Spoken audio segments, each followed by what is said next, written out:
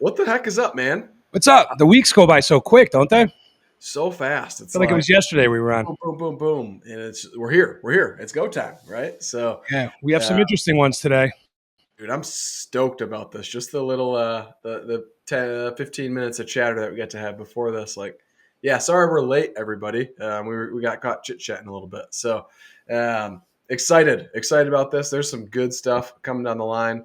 A fellow that purchased a business, an existing business, and like all the details, not like the purchase price and whatnot, but like what happened, like what did he buy and what did he keep. I'm excited to dig in because that's like we're in the day where people are trying to buy businesses and more people want to sell businesses. So what do we look for, what would he do it again, right? All that fun stuff, because you and Yeah, I are grassroots. We started from scratch, that's right. and we didn't buy something, and it's something I've been kicking ideas around on. A lot of So guys forget that there's so many ways in on business. You might be competing against somebody that bought another business out or is a business person that is making plays in different arenas, different verticals, and they might have very, very strong skill sets. Obviously, sales, marketing, that sort of thing is critical. They're not all grassroots. Everybody assumes, they were on the truck and bootstrap the whole thing, but there's all flavors of business out there, my man. that's it. So any big news from Frank this week? Always big news, man. Gutter is going bananas. We are so deeply entrenched in that. We have uh, uh, two different projects running at the same time simultaneously. I don't know. There's like 12 programmers split between the two, the same team, the same project manager in London.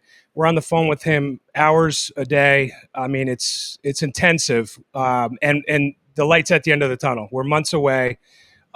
Big build, enterprise software development. I mean, it's labor of love. Let's call it that. It's been Right. 3 years since we've been working, and you don't know what you don't know. So you start Right. and you build something, and you go, let's knock it down and start over. I could frame this out a little bit better. Yep. And I could use better windows, or I could, let's use a slate roof instead of asphalt.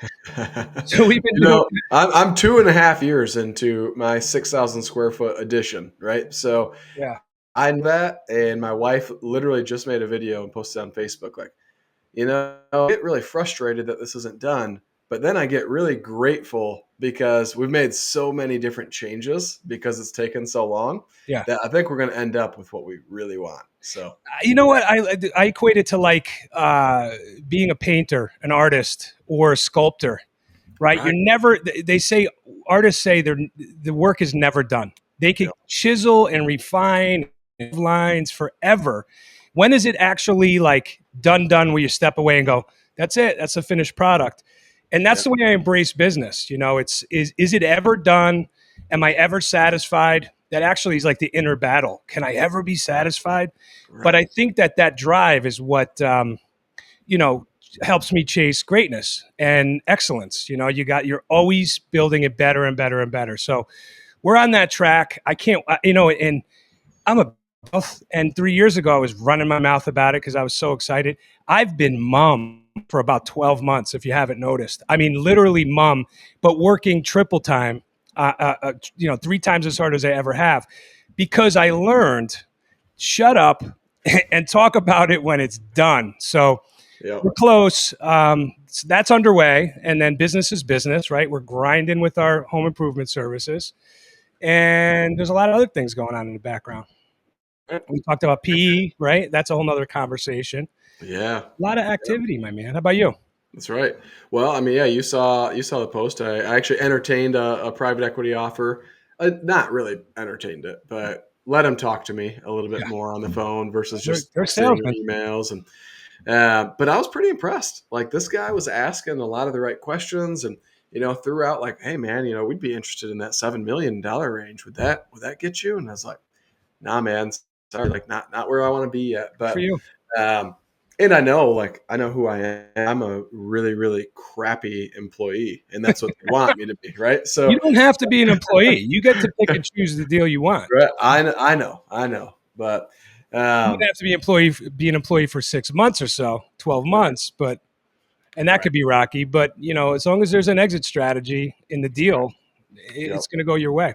Exciting times. We're going to talk about that offline, and I think we should bring it online in a pod. We should Right. definitely do a full circle on that. The stuff that we're learning, the stuff we're exposed to, the language, the lingo, the way they structure the deals, the way they approach you. There's so many things to talk about in that realm.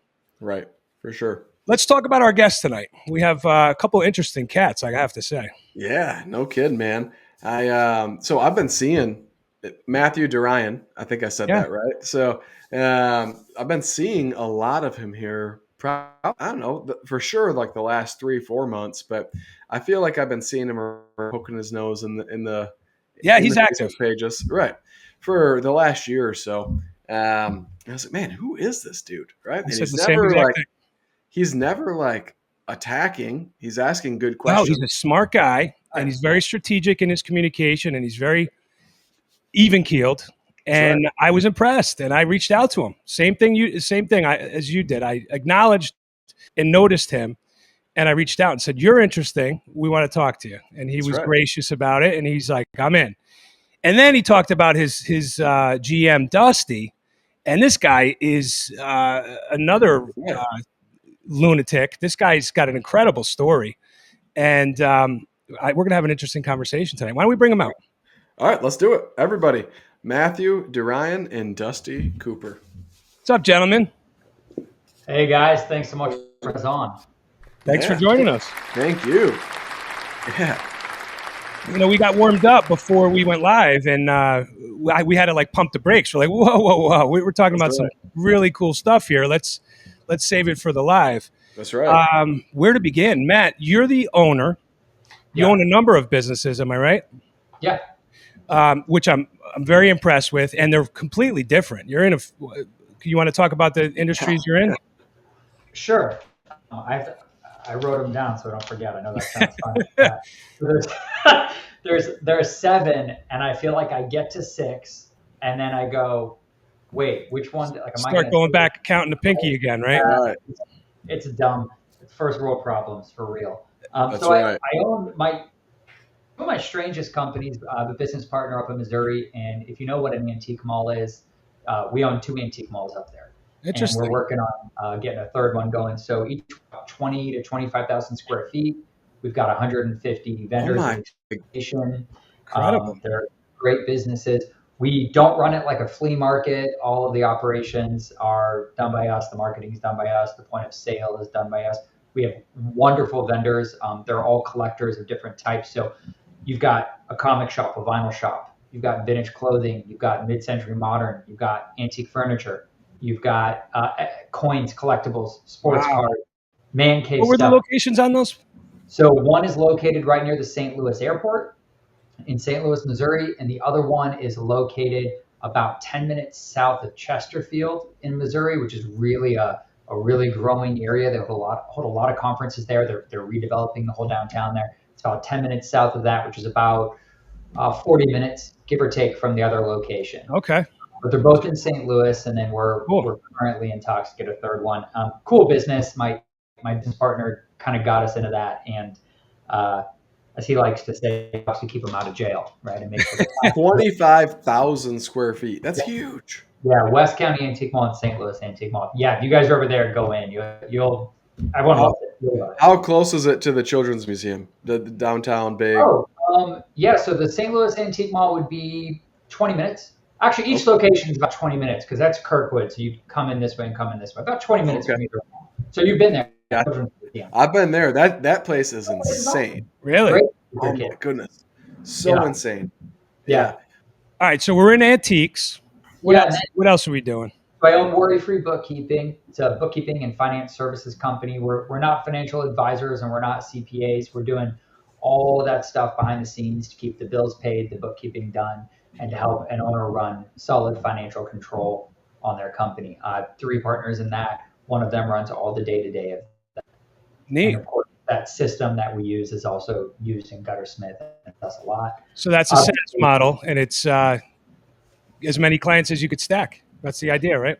Yeah, so on that one, we absolutely have people. Like, so you have one person per 5 clients or so, and then you have a blend of, it's like a hybrid of software and a human actually doing the work. It's very high quality, and we help run the entire finance system. So Oh, very cool. if I get going on that, I'll kind of get going. It's a little similar to Profit First. If you ever read the book, it's a little Yeah. similar to that on how we do it. So we're getting clients set up with 5 different accounts.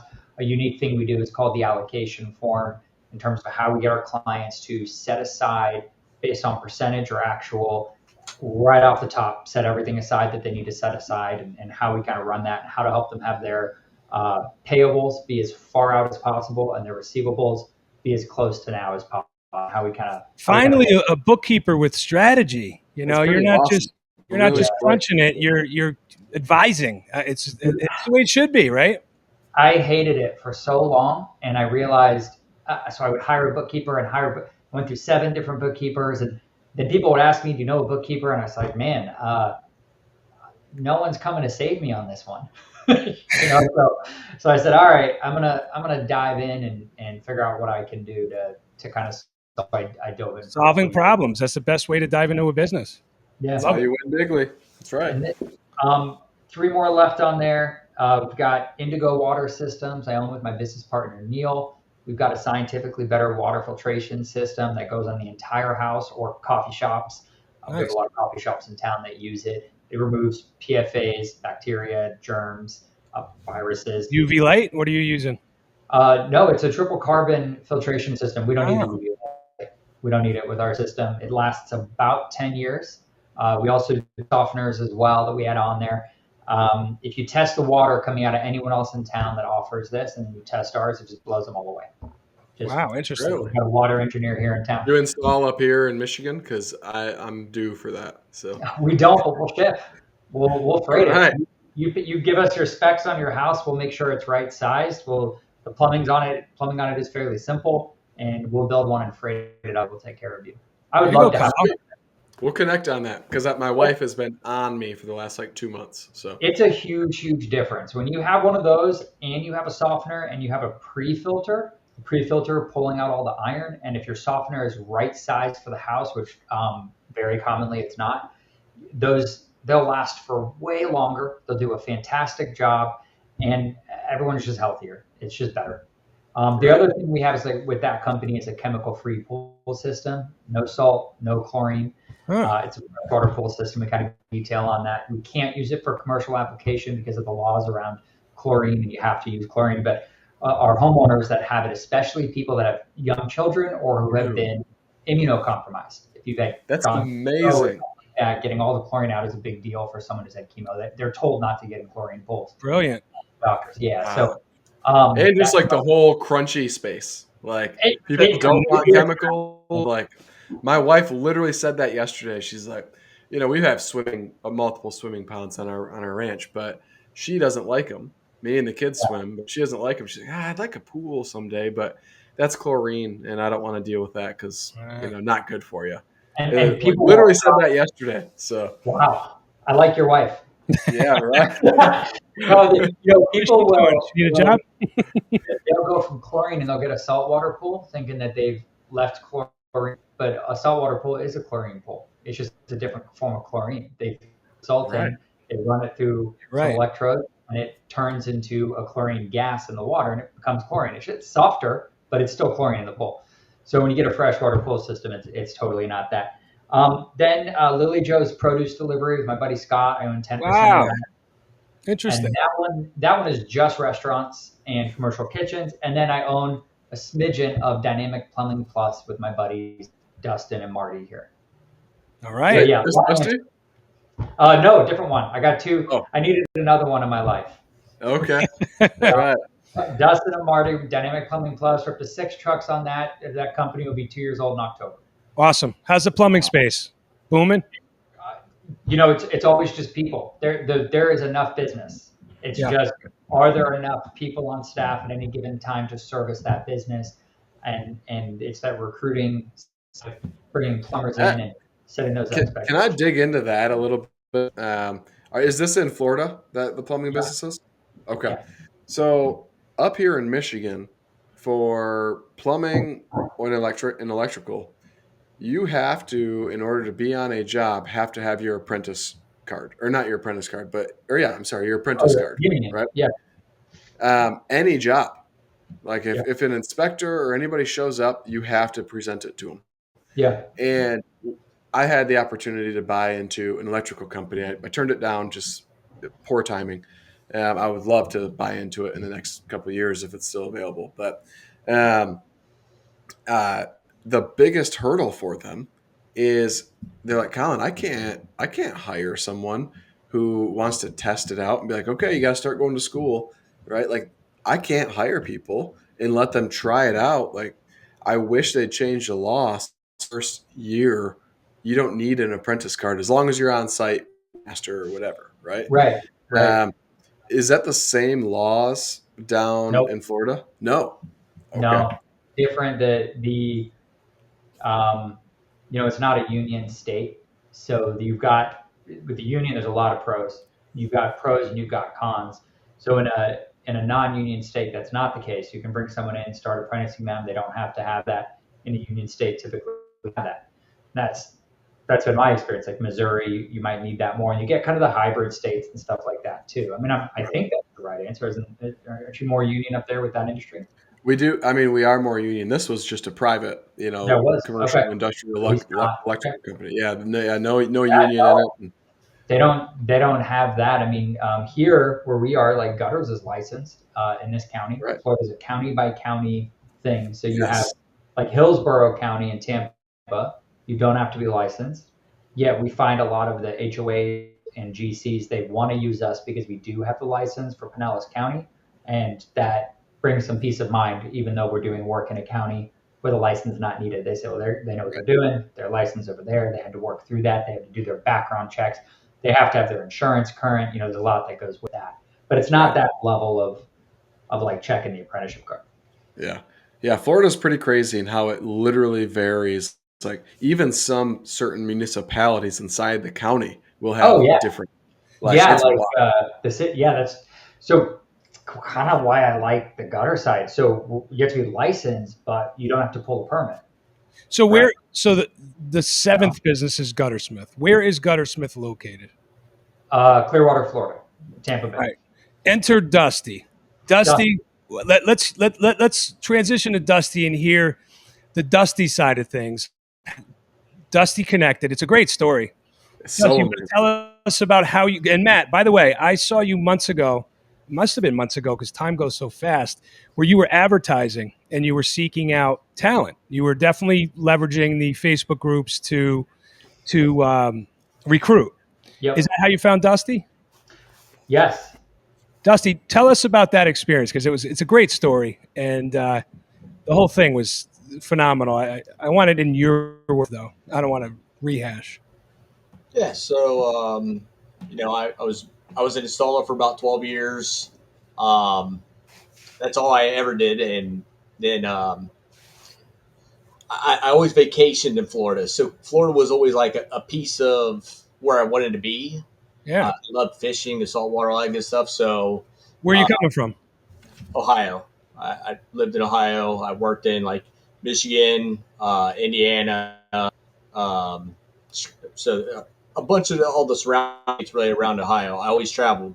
A lot of the companies I worked for, they storm chased, or other companies get busy and just call us in because we wasn't as busy as them. So um, it was one Friday, having a bad day at work and was just ready to go to Florida. Came home, made a plate of spaghetti, got on Facebook, and I seen Matt's post saying that he was looking for an installer in Clearwater, Florida. I know. Hold on. Before we continue, Colin and I really need to know this.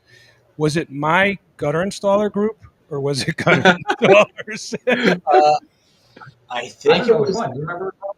I think it. I'll be honest. I don't know. I think it may have been yours. Yeah. Yes. Yeah, that was a Was good it? answer I have because no it idea. strokes his ego a Great lot question. more than it strokes mine. So Yeah. Oh, I'm just playing games. I know. No, I mean, on that point, Dusty, on that point, Oh, a year. They We're losing your audio, Matt. recently You moved want? back. Was a what?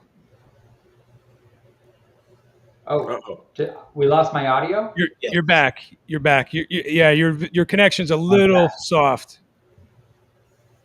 Okay, is Go that's ahead. Yeah, we better? got I you. was just gonna say that, Frank, you got us Dusty, but you also got Dusty and I, April and AJ, by way of a referral. They worked for us for about a year. They had reached out to you That's because of your right. Facebook group. They were looking for some work in Florida. I happened to post. You shot me a message. We met them later that week. They did work for us for about a year. They recently moved back to Missouri, Ah, starting a family. They're doing great, but they did good work for us for the whole year. So, awesome. Nice. thank you, and it shows the power of having that group. So Oh, I love go ahead. this. This is why we do this. This is why we do this. Yeah. So it comes around full circle. It's so awesome to hear stories like this. But Dusty, let's get back to Dusty. Yeah. So Dusty, you had a wife and kids, right? yeah, you had a whole family going in Ohio, right? I had a big family. Yeah. So, that was one of the things. Like, I came down, met with Matt. We decided that I was going to do it. He's like, it was right before 4th of July. He's like, go home to the family, and I'll see you July 6th. Well, hold on a So- second, though. Matt locked the door, right? Didn't the door get locked? And Well, yeah. Yeah, how long was the interview? So I came down for the interview. Well, let me back it up a little bit. I messaged Matt. We talked for about an hour on Facebook Messenger, and I said, I'm booking a flight down. Are you able to meet me Monday? He's like, yeah, absolutely. I booked the flight. Why I'm on the phone messaging him, I'm booking a flight, getting a rental car, Sick. and came down. It's a big deal. Thought I'm doing a normal interview. I meet him that morning, and it was a 6-hour interview. And I had to take a break and let my family know that I was safe because my phone was just like overheating in my pocket from them like texting me and calling me like, "Is he all right? What's Where's going on?" Dusty? Yeah. He was just in my living room. Amazing. My wife and I, we were doing an interview. My wife was there. I said, I need you to meet this guy with me. You got such a good read on people. I don't want to fall in love with the idea so much that I make him what I want him to be more than what he is. My wife's a realist, and she's a very good judge. So I said, I have the same situation. Same. There you go. Yeah, like did the right thing, right? He flew in, so the deal had to get done. That's really where it's at, right? Yeah. He asked for the clothes and he flew in. It was a big deal.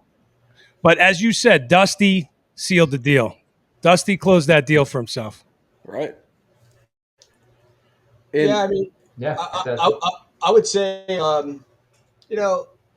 Matt gave me the opportunity, and I mean, I wasn't going to let it go anywhere. I wanted to be in Florida, so I was going to say or do whatever I had to do. I know when it comes to gutters, I can do it all. There's nothing I can't do, so I'm like, all I got to do is get in front of this guy, and I'm going to be moving to Florida, and that's exactly what happened. Very exciting. So this was July 4th, whatever, right? You 2022. moved, Yep. 2022. And so you decide to move from Ohio to Florida in the hottest month of the year. I guess like July, August is the hottest month. So And that was kind of late COVID too, right? Were we still still Late. wearing masks back then? I don't know. not in Florida. They never wore No. Well, that's true. not in Florida, man. Florida's been down the path for a while. Right. The housing market was still going crazy because that was a issue in the beginning. Like I told Matt, like Yeah. a I have month to find in, somewhere. I'm struggling to find somewhere and I can't find something. I'm gonna have to go back. And then luckily, scary. I kept every Saturday and Sunday. I was like looking at houses and doing just kept looking and finally found something that made sense to bring the family down. And I think it was like I think 2 or 3 days ago was our 3-year anniversary living in Florida. So like, Congrats. yeah, Loving it. How's it going? I love Florida. Florida's better than Ohio. I can't stand all the rain and gray, gloomy days. The snow. Yeah. You have a lot of beauty down there. Yeah. And you're not South Florida where it's hot as you know what. I mean, it's a little bit more tolerable. It's pretty hot. I mean, Clearwater it gets hot, but I mean, I guess it's not blinding hot. We've been pretty fortunate with the rain. Like that was one thing about Florida is I remember as a kid when I used to vacation or come visit was it always rained, and we were pretty fortunate with the rain and being able to keep the guys busy week and It'll rain on weekends or in the evenings, which is fine, but it allows us to still get the work done. That's So right. Matt, 3 years in, you got the right guy or what? Absolutely. Yeah. Amazing. And so, Yeah. what are you guys doing? Tell us about, what are you running? What's the mainstay of the business? Usually, it's like 80%, 6K or Hold on, 7K. let's back up a little Okay, bit okay. because at this point, Matt hadn't even bought the business yet. You were interviewing somebody for a business that you hadn't even bought yet. Oh, is that right? Yeah. Yeah. Oh, All right. So Matt, let's tell them about this little bait and switch that you played. oh, Matthew. Here's another little tip. So he hadn't bought the business, and then during our interview, he's like, "Hey, you mind taking a ride with me and the wife?"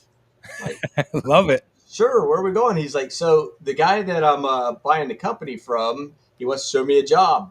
So I'm sitting in the car with his wife, like he's having a little powwow with I, and she was asking me some questions, trying to fill me out, and yeah, I mean, I didn't realize that I guess maybe I did. He know that he didn't own it all the way yet, or it was just in the works or something like that at the time.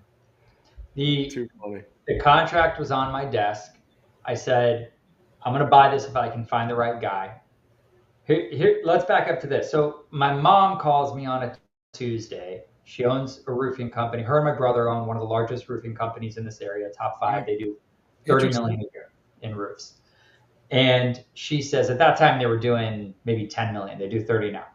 So she says, hey, someone wants to sell me their gutter company. You should buy this gutter company. At that time, I still had my digital marketing agency. I owned 3 companies in 2022. And I said, Mom, what are you talking about? I don't know anything about, I'm not buying a gutter company. What do you, I kind of do one of those. She goes, okay, well, sweetie, I just really think you should talk to him. I think it could be good, and we could send you a lot of work because we got the roofing company. My mom's 60. And okay, so I hang up, and I end up thinking about it for a day, and I call the guy, and I have him come over to my house, and we start talking, and I do something that I call act as though, which is act as though I'm going to buy it, act as though I'm interested, act as though I'm going through it, and try to talk myself out of it and talk myself into it simultaneously, right? So I'm looking for the reasons to run and the reasons. Sure. And as I go through it, I'm looking at the numbers and I'm looking at what he's doing and I'm asking him questions and doing due diligence. It's a very small, he's got a 1 crew. It's a small operation, but he's moving to Texas and he's kind of doing a fire sale. Like he's like, I'm out of here. I got these jobs pending. I got these contractors who use me. You can, kind of doing a fire sale. So I looked at the numbers. I looked at everything. I said, if I can try to be a lead installer, this makes sense. If I can find a guy. So that's on Wednesday. On Thursday, I post on the group. On Monday, Dusty's sitting in my living room. You move fast, dude. By the following Monday, Dusty's hanging the first gutter for that. Unbelievable. Everything happened in between. And for me, a key moment, and this is why Dusty and my wife, they get along really well. He's a big fan of my wife, Taylor. She and I go to the kitchen mid this 6-hour kidnapping that we did with Dusty. I mean, you get hungry in a 6-hour meeting. Right, go to get a coffee and a snack. And I said, hey, will you help me make a cup of coffee? Which is ridiculous because she doesn't even drink coffee. Right. So she knows I'm going to talk to her. So she comes in. I said, what do you think? What do you think? I whisper to her. And she just shakes her head and she goes, I don't know how you did that. Like Tuesday, this isn't even on your mind. You're telling your mom, no. Wednesday, you start thinking about it. It's Monday. She goes, he's your guy. You're not going to find a better guy to do. That's your guy. He's your guy. If you're going to do this. They say the greatest business minds are the ones that know the opportunity and can execute swiftly. That really is a critical skill set to have. So kudos to you, my friend. I did call my mother and apologize, just for the record. I called her. You were right. Hey, Mama's always right. I said, Mom, I'm sorry. You were right. I said, you were right. And then a couple months later, I was having so much fun, which is funny because those first couple months were hell. Oh, yeah. But I was right, Dusty? That was hell. I mean, man, we've been through a lot. And trust me, it was not fun. Like the machine that I showed up to, I'm like, I switched from, a few different companies. Like some guys get slow, whatever. And, the last 2 companies I worked for, they both brand new machines and trailers for me to come for me, like trying to get me to come because they knew what I could do. I Yeah. was just I had known a lot of the guys from. I worked in the building supply industry, so I used to give them their coils and downspouts, and then they seen my work ethic. And at one point in time, I had one guy's material on one side of my trailer and another guy's material on the other side. And when one of them had work, I'm doing his. When he run out, I call the other guy, and I just kept banging it out. Monday through Sunday, just working to make sure that I had plenty of money for the winter and my family was fine. Good man. Wow. So how much growth have you guys seen in the last few years? So what did you what did you buy? Like, what did you buy? A book of business? Was there any employees coming with it? Like, what did that look like? All right. I'm He going bought to. Sorry, I hijacked your question because I feel like this needs to be before it. I'm sorry. It's a good one. Yeah. So here's what we bought. We bought a trailer that was too small and had a door that folded down, no barn doors, and an old like that Knudsen brand machine with a motor that wasn't properly mounted that shook. Ugh. It would still run out gutter. Yeah. Our first job, Matt's leaning up against the side of the trailer, holding the motor down so I can run gutter out of it. And I just told him, like, this is not going to work, bro. Like, we have to change this immediately. Oh, and it was just bolted to the floor of the trailer. It wasn't even like on risers. Like, you gotta, like, the most, like, what are you doing that you could imagine, right? Dusty goes, yeah, no. Now here's the thing though. He says we need a different trailer. I got us a different trailer. He said we need to buy a machine. So at this time, the wait time to get a 6.7 combo was that's right. It's brutal. 9 months because it's 2022. You couldn't get it. Right. Someone's who owned a franchise, maybe it was a Brothers That Do Gutters franchise, they canceled their order. So they put a verbal order in for someone in Michigan, Colin. For someone in Michigan. I don't. No kidding. Me. I bought a straight 7. So All right. So they canceled the order, and we saw him post. And Dusty calls me. I put on Amex. I put it on a credit card. He calls me. He goes, "You got to get this machine. It's a 6.7. It'll open up the jobs we can do. There's like a 9-month lead time. We can have this machine in a week. You cannot find this anywhere." So I was in disbelief that you couldn't find a machine anywhere. So I go on. I'm looking at used. I said, he's not lying. You really can't get this machine. No one's selling them. You can't get it.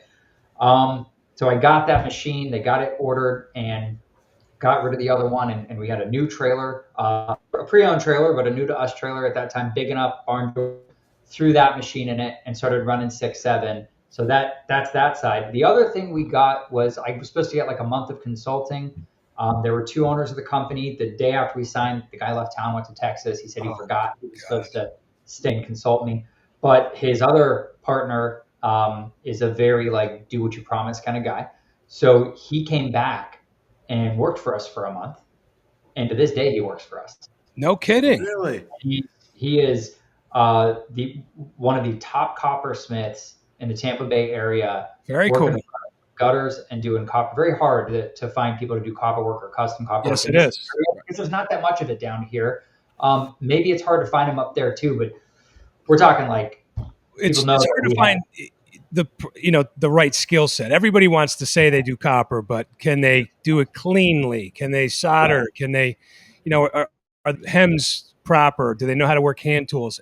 It's all those critical elements. There's so many hacks, but I don't find good guys and you hold out a good coppersmith. Oof. Yeah.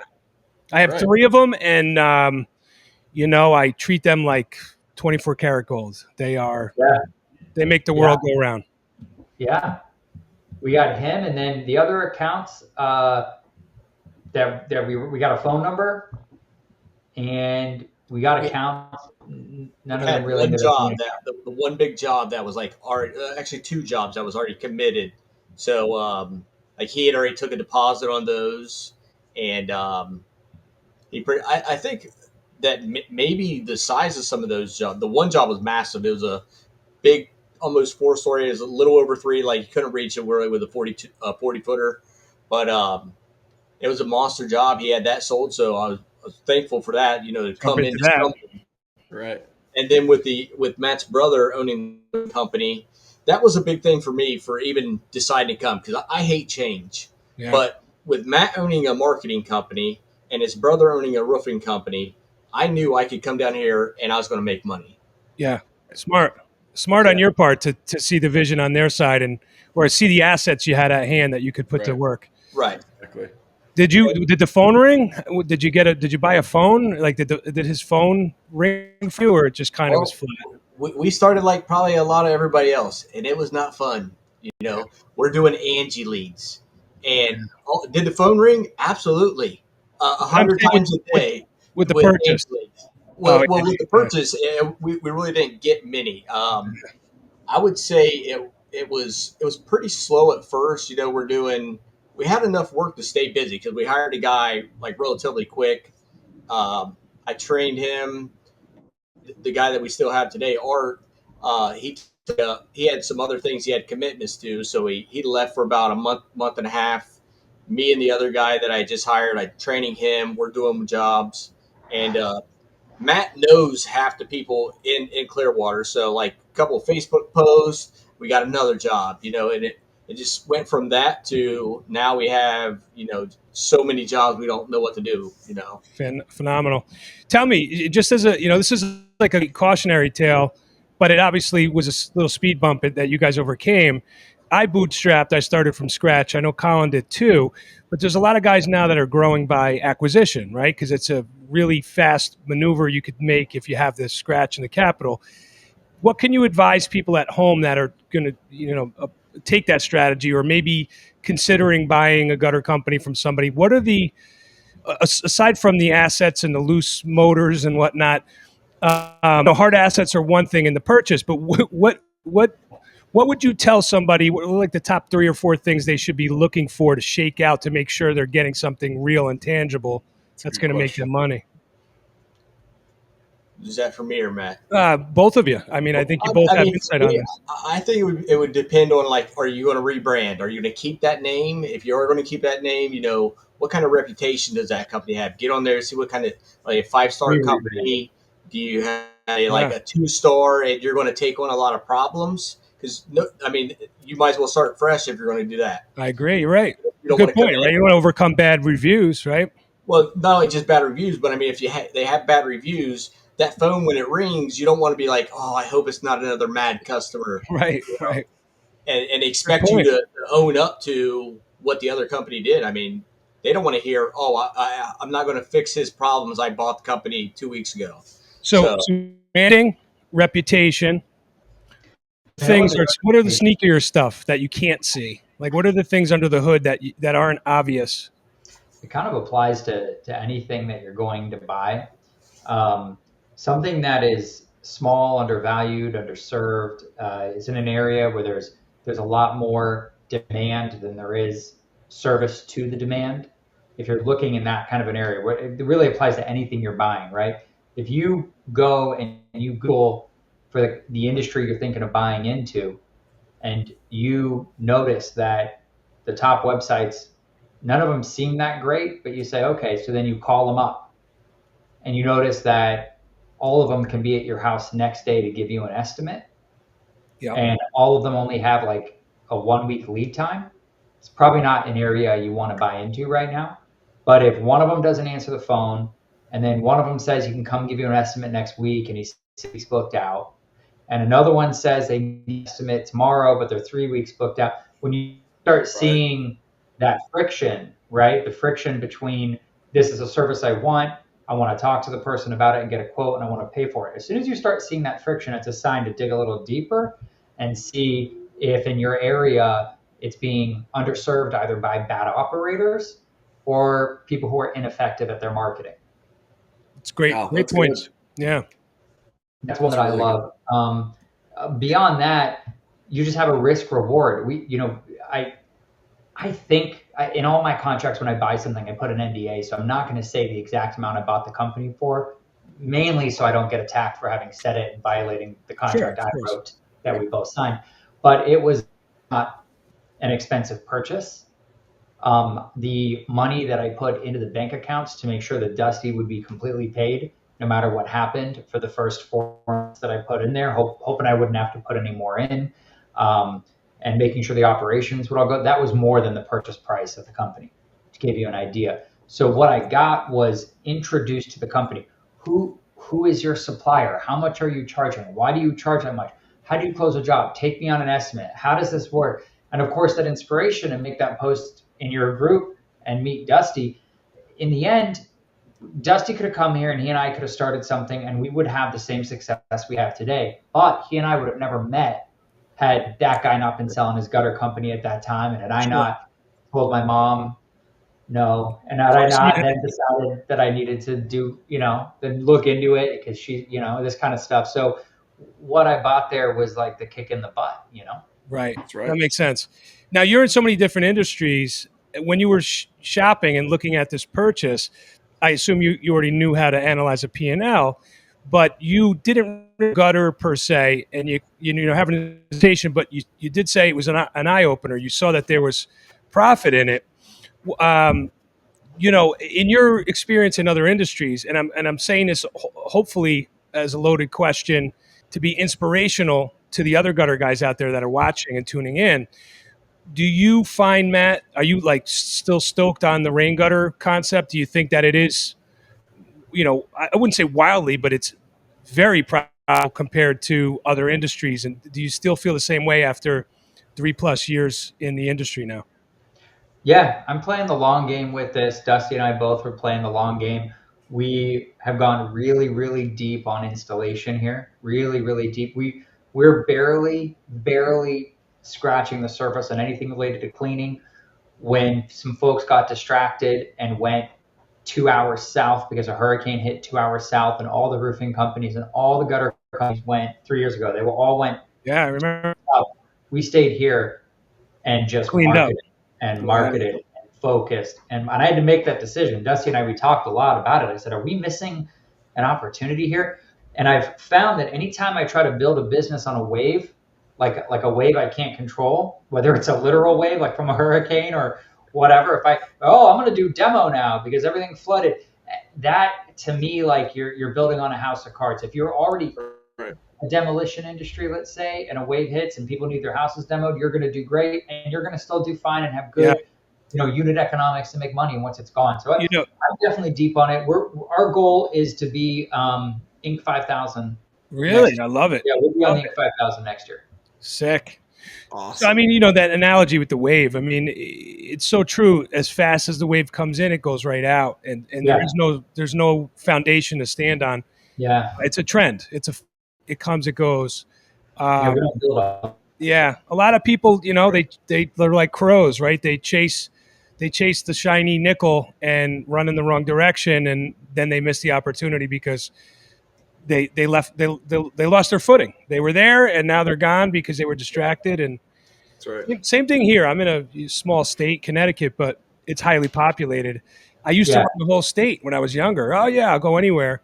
And now we really have concentrated in, lower Fairfield County, not even the whole county.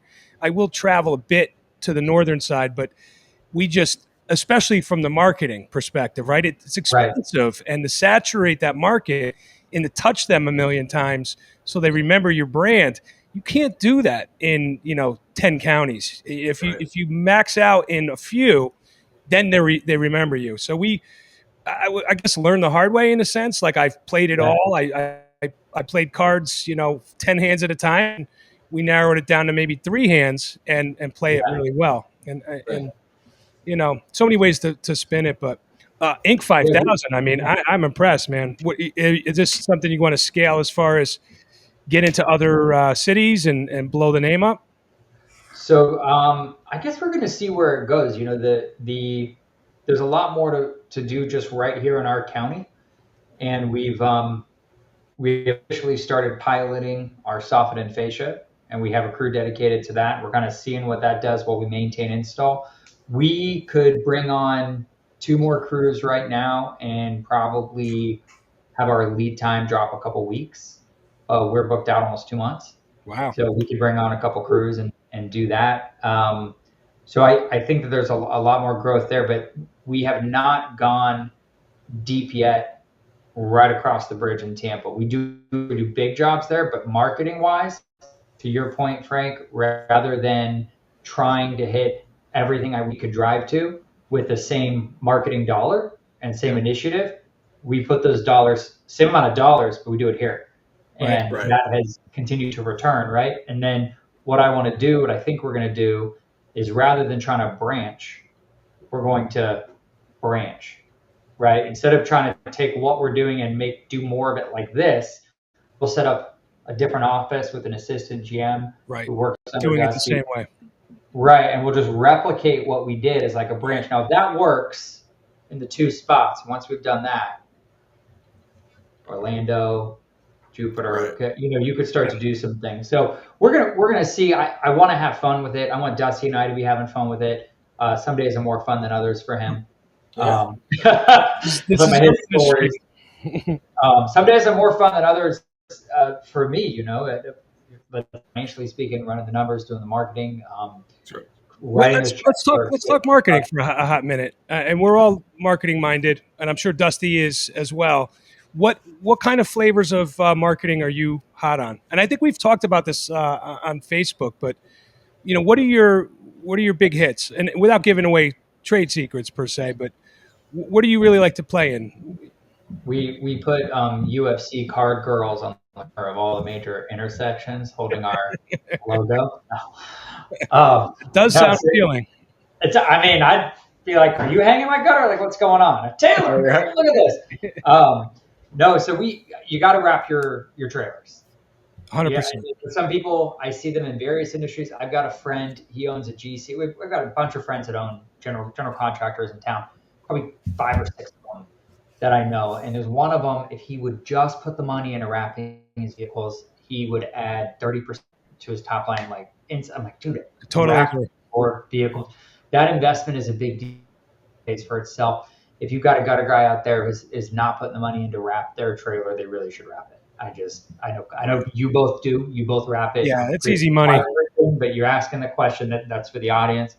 The other thing is, of course, the best marketing is doing a fantastic job and caring a lot about your customers and doing a really good job for the customer, calling the customer back immediately if there's an issue. That's fantastic marketing. It makes it so every dollar you put in to any other marketing, you do a great job for them. Now we've had people move and 2 years later they move and they call us and they go, "You did my gutters in my last house." And we weren't even doing drip marketing to that person. We didn't have an ongoing service to offer them. I don't want to get all spammy on them, right? And have them go, "God, how many times can my gutters in my house?" So we didn't even they remembered us because Dusty runs a tight ship on the customer service. He cares so much about the customer, and it's huge. I think that's really important. So a lot of 5-star reviews. You got to have your 5-star reviews, and you got to be investing in digital marketing also. I just looked you guys up, and you have 284 5-star reviews. No 4 stars, no 3 stars, no 2 stars, no 1 star. That's correct. That's incredible. Dusty, you get it at the door when the job's done? No, never. It's a follow-up. Yeah, follow-up. It's actually, I did get from you, the nice job. That's one of the big things. Like, I seen it, you post it, I pitched it to Matt, and he's like, at first he was hesitant. It's wavy. I find it's wavy. They come in like in a cluster, and then it's quiet, and it doesn't make sense. And I'm like, why is it like, True. That's true. And I mean, I know like my guys will bring it up like, hey, they'll tell them like, hey, you did a great job or whatever. Or they'll call the office to pay and say you did a great job. We'll ask for it, like, hey, if you don't mind, would you like to leave us a review on Google? And some of them will, some of them won't. But I mean, it's one of the things we're working on here with my team is trying to figure out how to get those happy customers that you just did an amazing job for. They're thrilled and they're tipping the guys and everything is like perfect, but they just don't pull the trigger on the review. They tell you they're going to do it and they never get to it. And you call again and then it gets awkward because you're like kind of insisting on it. There's got to be a way we could leverage technology or use some simple trick to kind of coach the review and just force it along. I feel And like what I'm getting into is like it's a lot of the older yeah, customers.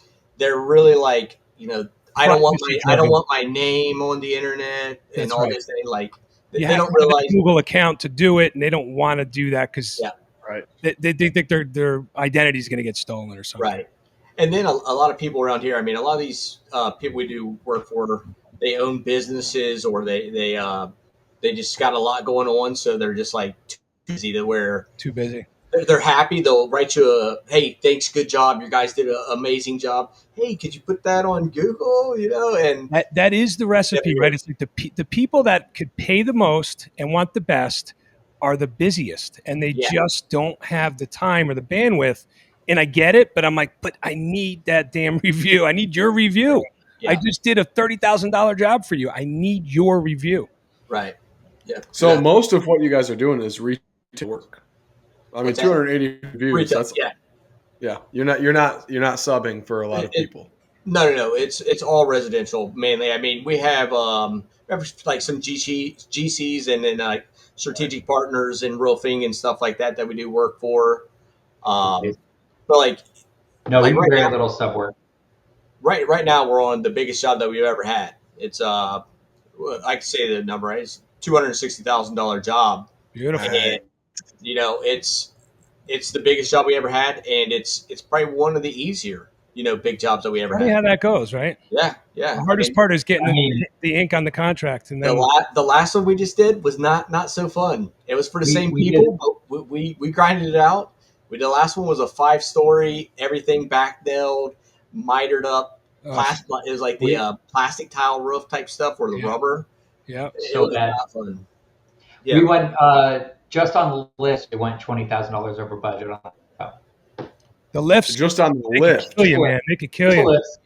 Wow. I remember when we were going lift crazy, and I knew how to price them exactly, but you spend so much on it. You turn around and you go, why the hell don't I own one? And then you're like, oh, I know why, because then I need a CDL driver and a That's big right. trailer All and all the liability and risk. And and we the have insurance and the upkeep. scales on 95. You're getting pulled over all the time with DOT, and it's a whole nother. It's a revenue stream for the state, and so they're trying to pick Right. away. So sometimes it's a loss. It's not even a loss leader. The client pays for it, but let me pay the service to bring the damn thing out. Hopefully they serviced it right before they brought it to me. It's their machine. If it goes down, it's on them. I don't have to move it. right. Yeah. And I mean, as long as you bid the job correctly. I mean, with that one, it was a little tricky. You got to cut your teeth, right? So you guys Yeah. learned your lesson on that one, and Yeah. away you go. That was the worst one we ever had. So it got us to where we are now. The job that we're on now, Yeah. it came from the same people. So I haven't rented a lift in probably 2 years. What are they? It's like $1,800 a week still in that range.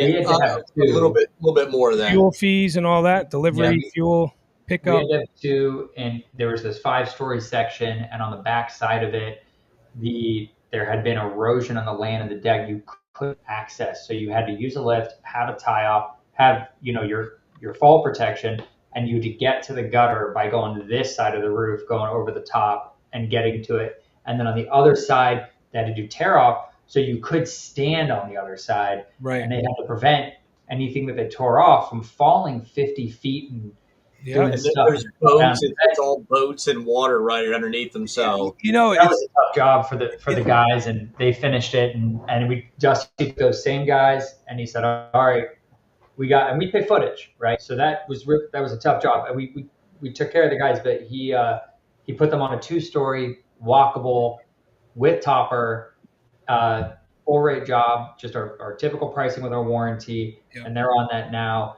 and they're just slapping gutter up, Smoking it. done. Yeah, so So funny the evolution, right? As we grow in business, I shit you not. My office manager called me today about this. He called me, I want to say 2 days ago about it. There's a property manager that works for a big firm. This lady's been around forever. She's a battle axe. And when I was younger, I wouldn't say and dumber, but I was more eager. I'd take the work. And there's a particular building that she manages that's right on a waterfront. There's a little narrow pathway that an aerial lift will just fit down. and it's hanging over this little river that ties into the Long Island Sound, and it's highly exposed to wind. This building gets beat to hell. It's got vinyl siding. The roof gets beat up. The siding gets beat up.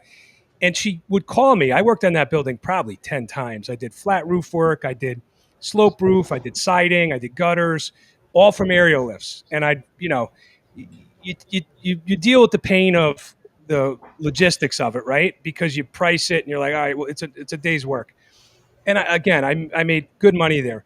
Well, I hadn't heard from this lady in a couple years, and she called twice saying, "Hey, get Frank. I have problems at this building." And my office manager called me. I was in the field looking at a job or something, or managing a crew. And I said, "I don't want the job."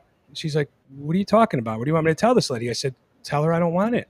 She's like, "Why not?" I said, I've been there, done it. I've worked on that damn building so many times.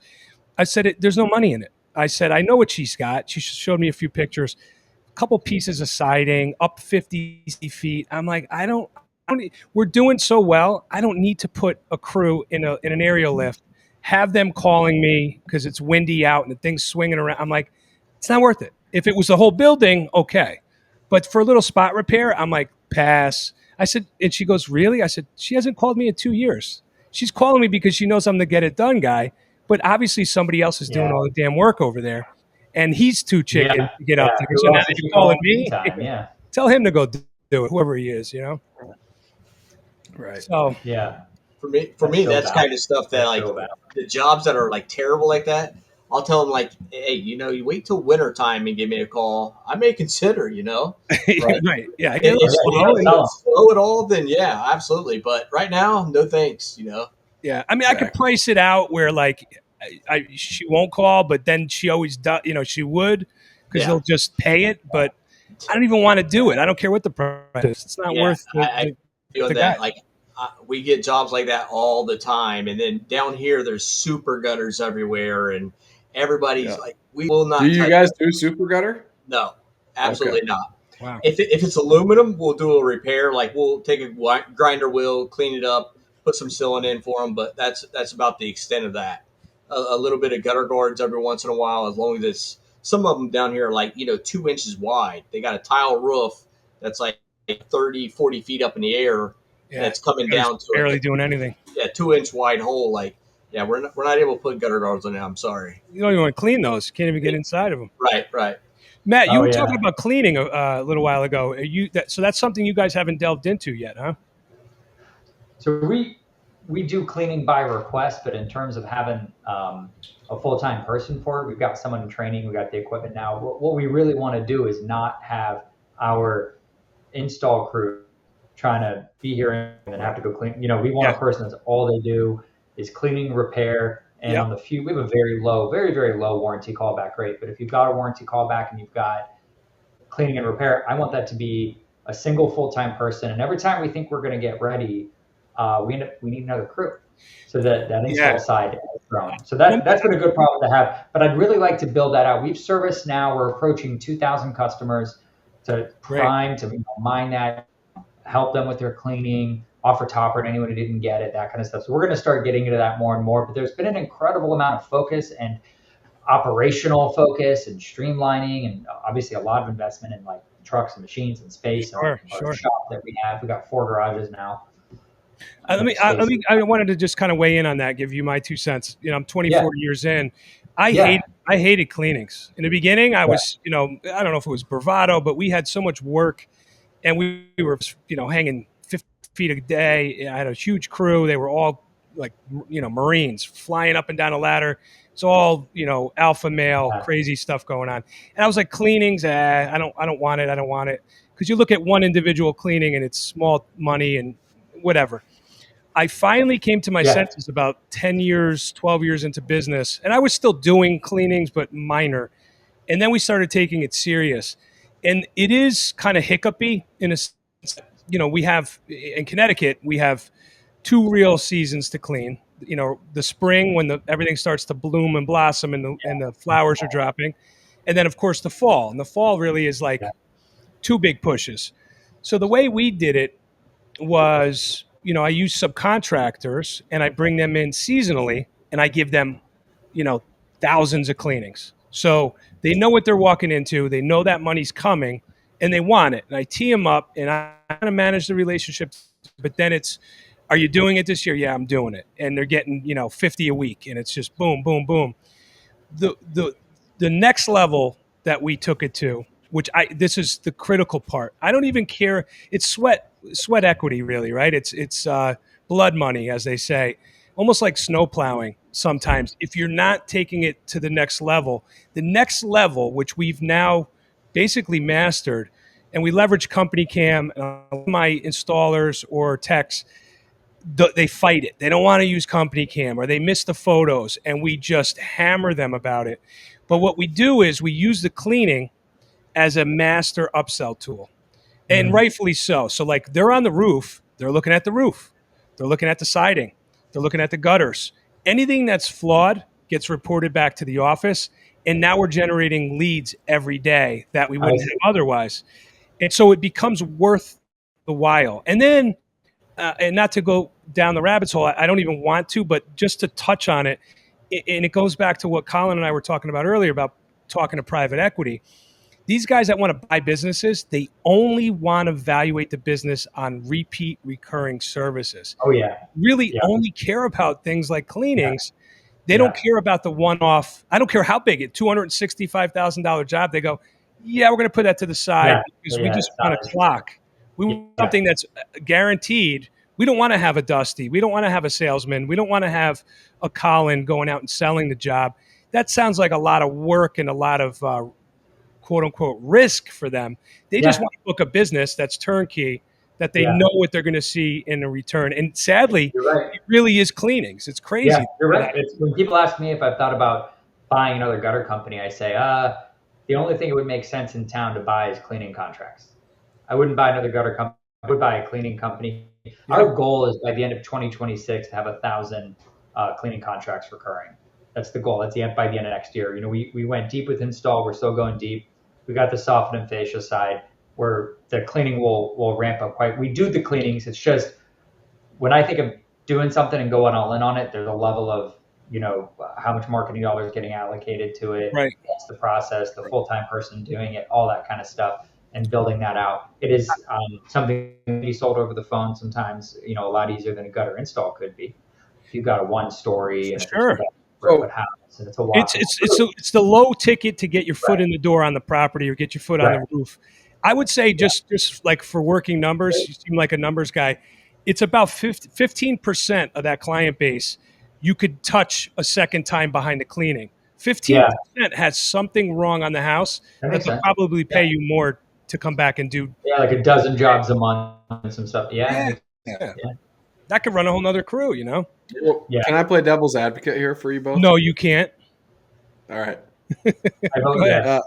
So I've dabbled cleaning, and it's tough, right? It's tough to get the recurring contracts to stay recurring for multiple years, where it pays more than installing gutter guards one time. Right. Whoa, hold on. So there's a caveat. When we install gutter covers, we warranty it only if you bring us back annually for a dusting. It's cheaper than a formal cleaning, but I still get to come touch the house, and I still get a little bit from you, and I have a reason to come see you. And if you go 2 years and you haven't called us back to clear the surface of the covers, sorry, if the gutter's clogged or there's a problem with the gutter, hey, where you been? Like, it's on the contract. That's our right. So that's where I was going. You stole my thunder, but up tonight. It's all right. So I've had a ton of gutter cleaning or gutter cleaners come to me for gutter launch, and they all are like, no, gutter guards suck, right? And it's like, I get it. There's no such thing as a perfect gutter guard. Okay, like I'm not out here saying that any gutter guard is the best, all right? Because they all have their nothing's payment free. But you show up and you get to clean this customer's house twice a year. Yep, and you do it for how much? $249. Okay, so you make $500 twice a year. Yes. Okay, on average, how long is your customer your customer? And then they write off the rip like 4 years. I'm like, you've only been in business for 4 years. Well, yeah, but I've had some customers for 4 years. Okay, but how many? What's the average? And really, it's usually like 2 years, right? 2 years, and they find somebody else that'll do it for $50 less a time or Right. whatever, right? Most people So, buy and sell every 7 years. or That's they right. buy, or they move, and whatever else, right? And Yeah. so I was like, all right, so you're getting $2,000, but you have to go there 4 times. Meanwhile, this house is 200 lineal feet of gutter, and I show up and I sell that gutter guard for $22 a foot, and I'm getting paid $4,400, and I'm going to clean their gutters for free. And they're like, oh. And I was like, so who's making more money, right? I get it. Private equity, they want to see that MRR, right? We all want to see MRR, especially with like up here in Michigan where wintertime hits, right? Like I Yeah. want to see a high MRR that covers my payroll. I 30K payroll every 2 weeks, like it's nothing. Like I would love to what 60 to 100 grand a month in MRR, right? Yeah. But I don't know. I go back and forth. I really like what Frank says about when we install our gutter guards and we do our 6-inch lifetime guarantee or lifetime warranty up here. It with that comes a $120 a year subscription, right? Where we come back once a year, we clean them off, we inspect your roof, we inspect everything while we're there. Cam checklist, boom, boom, boom. It gets emailed to the customer. Off you go, right? But we also get the opportunity to sell them something else, right? Yeah. So Yeah, I mean, I'm doing drainage too, right? So like, as long as I right. could get boots on the ground at the house, hey, you have a catch basin in the driveway. Hey, that downspout's definitely separated from the ground drain. What's going on with that? There's so many ways to like continue to grab more work there. I just need the opportunity to be at the house, and Right. then it's trained to upsell, call the office, trigger it, get somebody that could sell to get over there, and it's a What process. about technician selling? Have you guys ever had tech sell? Not directly, but they are part of the process in the sense that they are our eyes and our ears. But I debate about that. I just haven't.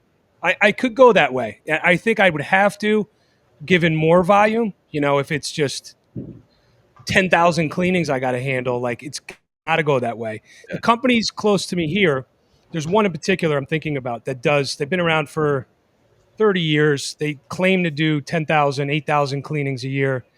They have techs. They're all subcontractors. They 1099 them. They empower the tech. I'm going to give you the lead. You're going to go out. You're going to sell it.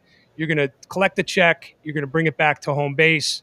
I'm going to cut you in. You're an equity partner essentially in the sale, and they strike the deal in such a way with the sub. The sub is motivated. Now they could backdoor them, but obviously you're biting the hand that feeds you. It won't last long, and it tends to work for these guys. I don't know. I mean, for me, I find those guys are one tiny step, and maybe like Matt said, the tiny step could be wrapping their van, right? To Yeah. go off on their own and be their own person. They Yeah. already have their own van. They have their own ladders. They have the entrepreneurial spirit. I'm not trying to steal that from anybody, but for the guys that don't want to be a self starter, I have the opportunity here. Like it's the trade off. Do you want to do the marketing that Matt's doing? Do you want to manage websites? In today's day and age, you have to be all kinds of gunned up with strategy and marketing dollars to compete with guys like us. So either you want to compete with me, or you want to align yourself and you focus on what you're good at, which is the tech side, and I'll bring the business in. What It's about you, Matt and Dusty? Have you guys ever had your technicians sell or do upsells or anything like that? Yeah. I mean, gutter guards. We always tell them like, if they may be hesitant in the beginning, but like when they go there, the gutters are completely full. Like this is probably why you called in the first place. Have to take a picture, show the customer, hey, you guys really use some gutter guards.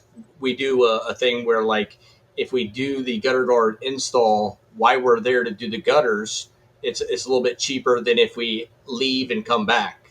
So that way it just incentivizes them on buying now. hell yeah. Right. Yep. I've had so much. Like we used to, if my sales reps go and do they do a roof inspection because we do roofing as well. So we get a gutter lead, we do a roof inspection always.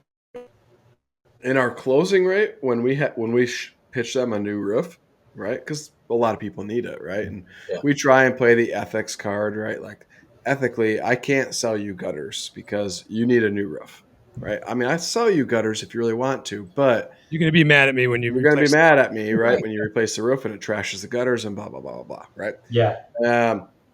And it's going to void the warranty if you don't use our services. So, let's just get the roof done first. Then we'll put new gutters on. Everything's going to look good. Closing rate significantly lower than if we mention it, we give them it, and then we still quote and sell the gutters. And now our gutter technicians show up and say, look, hey, Dusty, I know we're here to do the gutters today, and I would love nothing more than to do this job and get paid because I get paid by the foot of gutters. But you really need to get this roof taken care of. Yeah. And they're like, oh, really? Because my hands are dirty. I'm a gutter installer. I'm not a salesperson, right? And close it. And so they'll call the sales rep up. Sales rep comes, closes it right then. Well, see, there you go, though. But so the sales rep is really handling the sale. So yes, guys are trained to do that. But but it's kind of like they said it on the tee for them, Yeah. we do it all day. They definitely bird dog stuff all day, every day. There's something. We don't skip over fascia. A lot of just slap shit up. They cover holes in the fascia. Like any flaw, we immediately stop, bring it to the attention of the homeowner, and it's so easy to get the upsell in that because it's the right thing to do. No, we won't do that. There's none of that.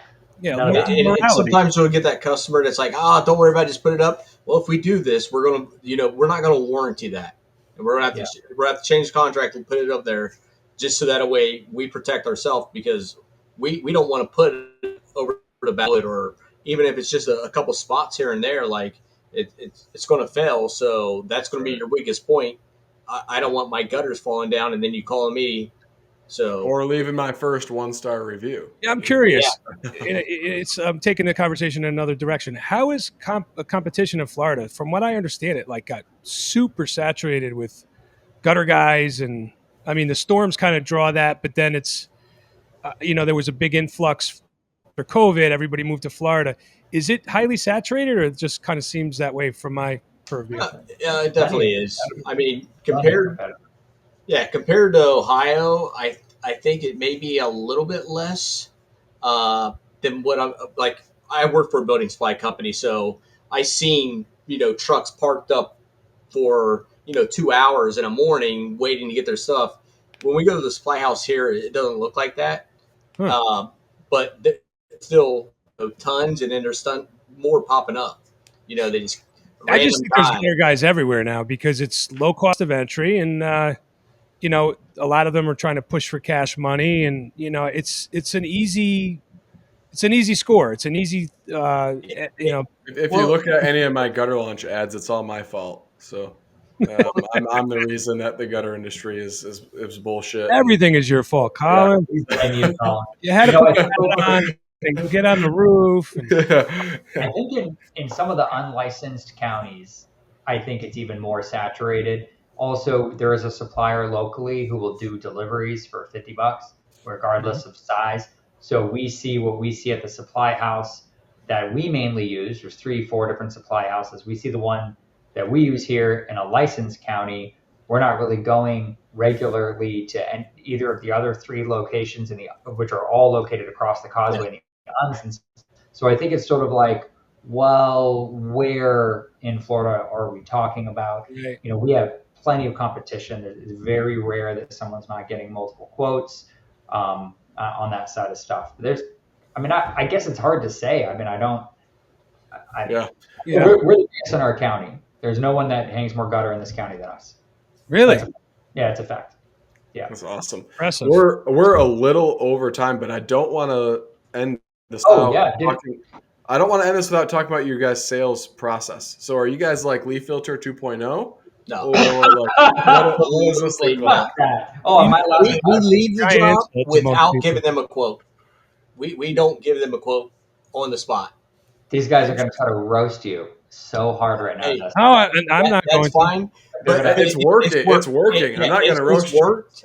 I think there's so many guys in the area that come in because like I did sales full time for Guttersmith, for the first 2 years, Dusty's and an asshole.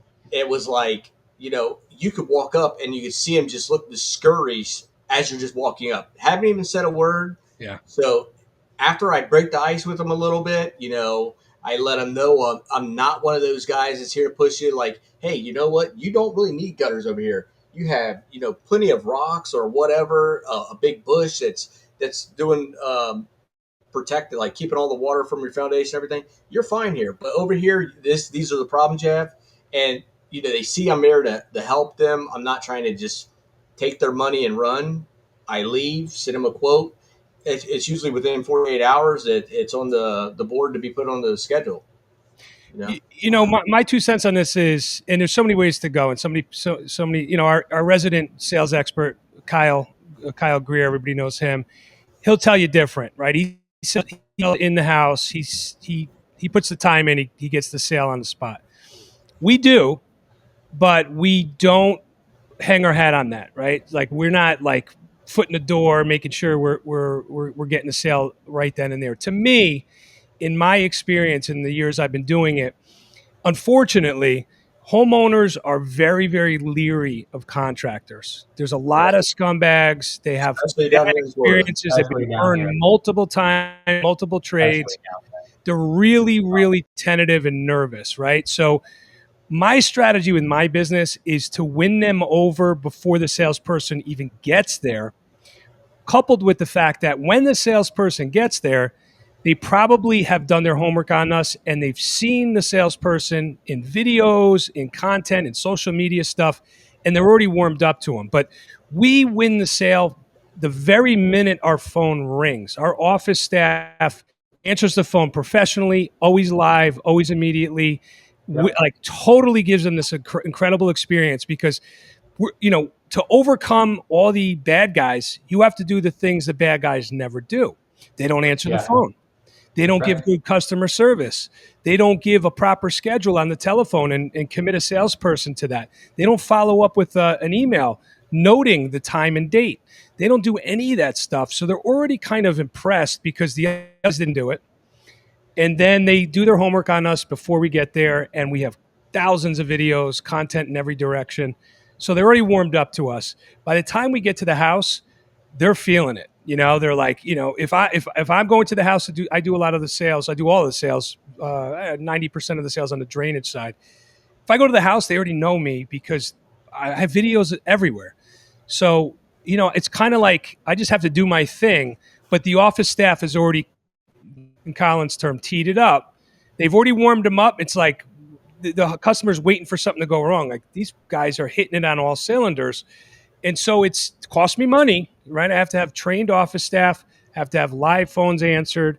I have to pay for that administrative side, but that makes the difference for me. It's not necessarily me camping out at the house saying, you need to sign today, or the price is going up, or you're going to lose this discount.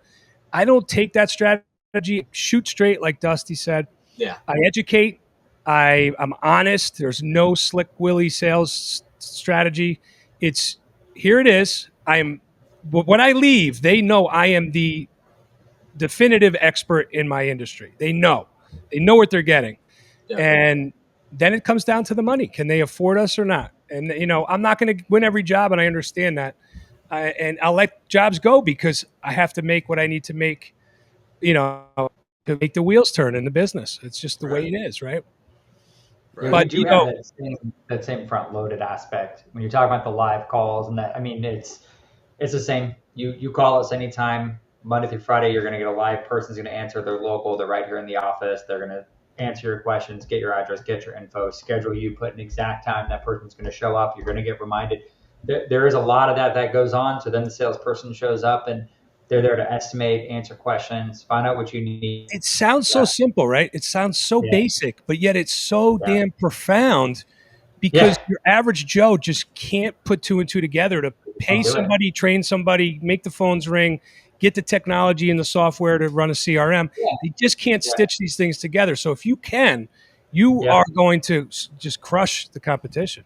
We did a lot of CRM deployment in my marketing agency for biotech, an international company. We did a lot of work for a PR agency that was handling, I can't say the exact industry, but in the agricultural space, we did a lot of work in that space CRM wise. But there's a lot of stuff we did where, as a software nerd, marketing guy, business ops guy, we're able to string that together. And then I'm really big on humanity. Let's talk about the AI receptionists. I'm an AI receptionist right now. I would consider it for off hours, not peak hours, but I'm still totally anti having a real human answer the phone during business hours. I wanted to get both of your take. We use live call services, humans after hours.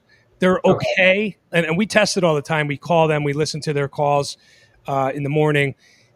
They're hit or miss sometimes. And then, and I've been through so many services, but still, I believe it's important to get a human, even if they're just like calling a doctor after hours. They're just getting your name, your number, and a you want. We all get it. There's like 5 of us, 6 of us in the office. We all get the text and an email. And so if it's something that's, a 5-alarm fire, one of us will jump on the phone at 10 at night and make a call if need be. Otherwise, we see it, we triage it in the morning, we tackle it, or we'll discuss amongst ourselves. But I think the human element to me is critical. I think it's interesting, right? This is such a study in humanity. I just think the human mind has an amazing nose to sniff out AI. And to me, it's a major turnoff. To me, it screams, and this is the way I'm wired, to me, it screams, the contractor I'm trying to get is lazy / thinks they're slick. They're trying to, save a buck. I don't care about talking to AI. It's not going to get to the root of what my problem is. I can't really drill down to the hard problem. All it's doing is collecting my data. So after hours, acceptable, but never during hours. I'm sorry. I'm not. Maybe I'm an old man, or it just doesn't register with me. Yeah.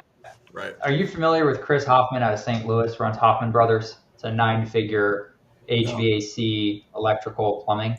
Yes, he's a I Marine. am familiar with him. Familiar with him, Chris Hoffman? I follow him on Facebook, or I'm sorry, on TikTok or Twitter. I follow him on Twitter. Or X, that's Twitter, what it is. Yeah. So I follow him there. He'll interact with you a lot too. Like I've got businesses up in St. Louis where he is a very nice guy. He has some really, really cool triage things that he does. And so he's got some stuff he does that's really quite brilliant. Like I've learned so much from this guy following him and interacted. But one of the things that he's doing, he invested in an AI call service, and meaning as an investor and as a business is paying for. And he's got a company, he inherited it. Inherited is the right word because his dad's alive, but his dad passed the company on, him and his brother, at $10 million. Inside of 10 years, there were over 100 million, no acquisitions. Wow. I think there's a lot of places it makes sense, right? Wait, he's no acquisitions? I thought he did acquire. I still disagree with him, right? I'm like, no, to get to 100. Now he's starting to acquire. Now in Colorado, Missouri, and it's either Kentucky or Tennessee that he's expanded into. The guy's nuts. I think it's brilliant for setting a calendar appointment. If I'm guided when I call in, and obviously I need something, so obviously I need a technician or a salesperson to come to my house.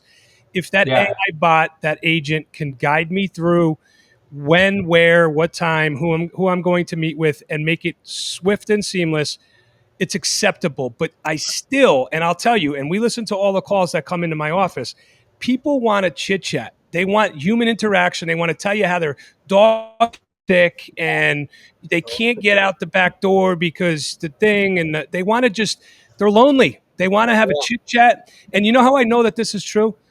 Not only do I hear it in the phone calls, but when I get to the house, I'm told how amazing my office staff is. Everybody in my office is praised. Oh, Renee was amazing.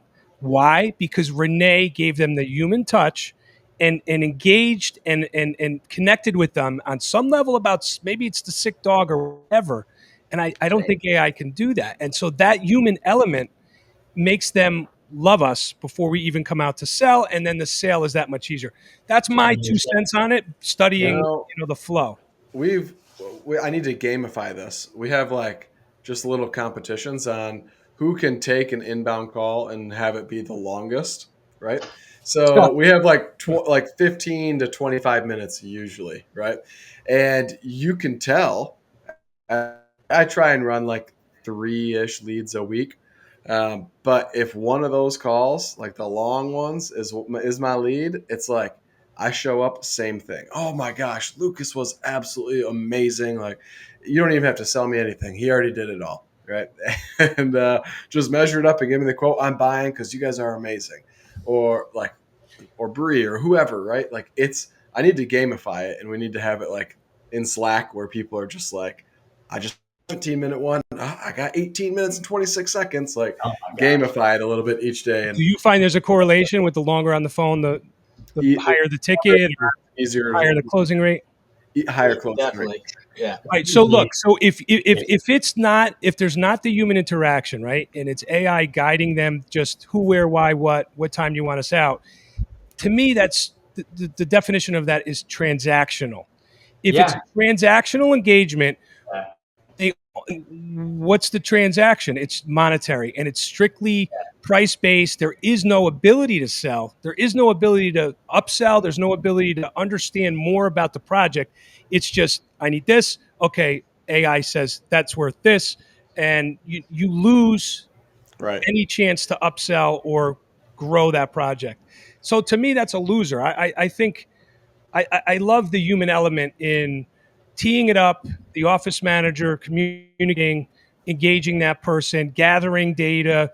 I get fed that data. Now AI could grab this, that, and the other thing, but I know the day. I have notes when I go to an appointment. I see what's going on. I heard about the sick dog already. I already know what's happening. Yeah, right. That's a good point. You know? I come in with dog biscuits. That's right. Well, that'll make him more sick, but So did we have? This was. I think this was on the group. Did you end up with any comments? Did anyone decide to tune in live and drop any comments on there? I don't know. Oh, no questions. Just a bunch of comments. Communication is key. We got some comments coming in. Well, thanks everyone for the comments. That's great. Yeah, absolutely. I'm not like watching the stream. I'm just talking to you. So for all I know, we got comments coming in, or we don't, or whatever. It's tough. We get sucked into the conversation, and we're looking at each other, and you lose track of inbound. Well, this is one that I feel like we could have a part two, like a part two as 100%. Well, because this was awesome. And if I don't get a part two on the podcast, I want to talk to you both on the cellulars or come visit you or something. Okay. You guys have been brilliant. Come to Florida, either of you. Let us know. I come down. My dad's in Cape Coral. I got a good buddy in Clearwater that I go visit usually once a year. So I probably know him. Matt probably does. It's a Jordan Hidalgo. Hidalgo. No, the name sounds familiar, but I'm going to guess 2 degrees of separation. Okay. Like I know someone who knows him, or right. Probably. Yeah. No, Frank, he did say you know everybody in the Tampa area. How far are you? I didn't go last year because he sold his rolls, and so he wasn't picking me up at the airport with Rolls Royce. So did he really? I had to snap him. Yeah. I know that name too. I'm like, Frank, how far are you from Lake George? Are you close to? A few hours. I'm probably 3 out in Lake George. I'm right outside of New York City. You're on. Okay. I just went up to. I flew into Albany and just went up to Prospect Mountain and went to the Saratoga racetrack. And beautiful, right? Nice. Beautiful up there. Yes, Saratoga is about 2.5 hours north. Okay, that's all right. Cool. Not too crazy. Yeah. It was great. It was really, really beautiful. Good change of pace from where I'm at. Nice. It's good to get away. Yeah. But no, guys, thank you so much for having us. We're at the minute mark, and you guys want to get to your. Colin, I definitely want to have him back. Yeah, let's have him back in about a month. Let's do it. Let's have him back in a month because there's so much more I want to talk about, and I'm going to talk to you guys more just because I've got questions about. Yeah, I'll give you my number. What you're doing. So. Yeah, man. Yeah. Let's talk. Dusty, great meeting you, brother. All right, fellas. Nice meeting you both. Appreciate hearing the story. Yes, sir. All right, guys. All right. Have a good weekend. Everybody live. All right. See you guys. All right. Bye-bye.